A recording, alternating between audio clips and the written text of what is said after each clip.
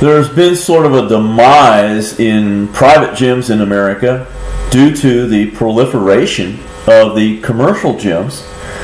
And as a result of that, there's been a loss or lack of knowledge because these gym owners don't have any background in Olympic lifting, powerlifting, or bodybuilding. They're just guys that want to own gyms. And therefore, they don't know how to buy equipment. Now, specifically, Olympic bars are one of the most important pieces of equipment in the gym. And this is an area, a piece of equipment in which these owners have no knowledge. It can be very dangerous to lift with an inferior bar, especially when it's been bent. And so we want to talk today about straightness. And in the manufacturing industry, what is the definition of straightness of an Olympic bar? When a bar manufacturer receives a steel Olympic bar from a steel mill, it is what the steel mill calls straight, which would be 0.012 to 0.015 of an inch deviation from straightness. To them, that's a straight bar. But when you take a 7-foot bar, you have to multiply that. You're going to come out with anywhere from 0.084 to 0.105 of an inch off. Well, that's about 3/16 of an inch out of straightness, a deviation from straightness. So we would roll that on the floor and we would say that's a bent bar.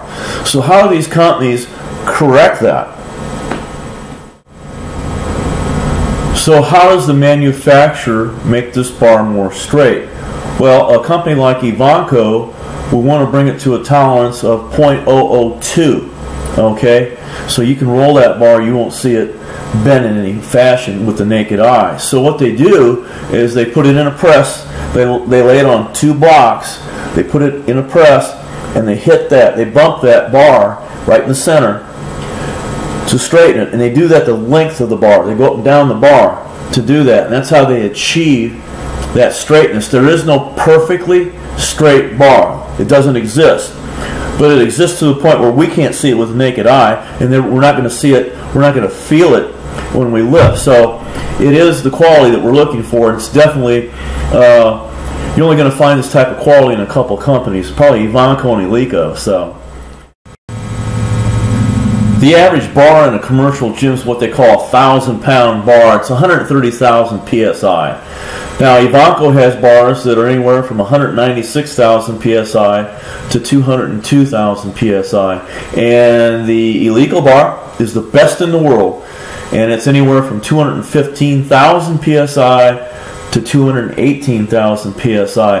When we say a 1,500-pound bar, a 1,200-pound bar, a 1,000-pound bar, that's really almost street talk.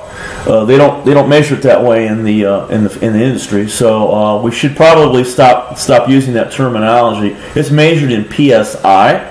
Okay, so you're not going to damage one of these bars by dropping it on the floor with 500 to 1,000 pounds on it when the plates hit the floor.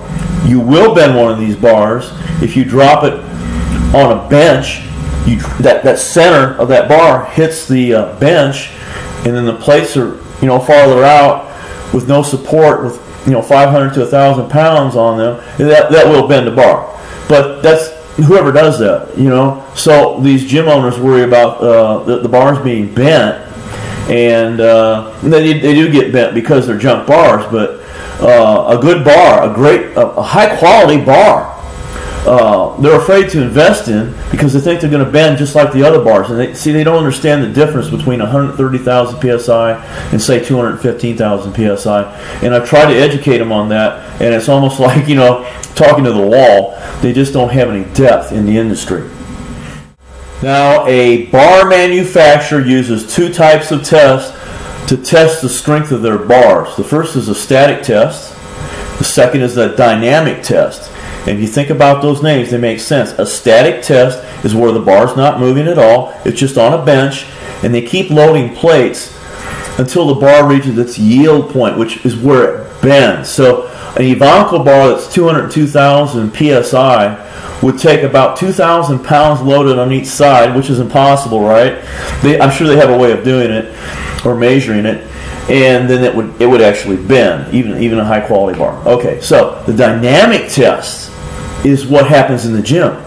They just would drop a bar on a narrow bench pad with the plates loaded, 500 to 1,000 pounds, and that unsupported weight would cause that bar to bend because all the pressure's in a very small area in the center. Any bar is going to bend. The highest quality bar is going to bend when you do that. That's a dynamic test. There is no test where you take a bar, a loaded bar, and drop it on the floor, because that will not bend the bar. And that's what I try to get across to these gym owners, but they don't seem to get it.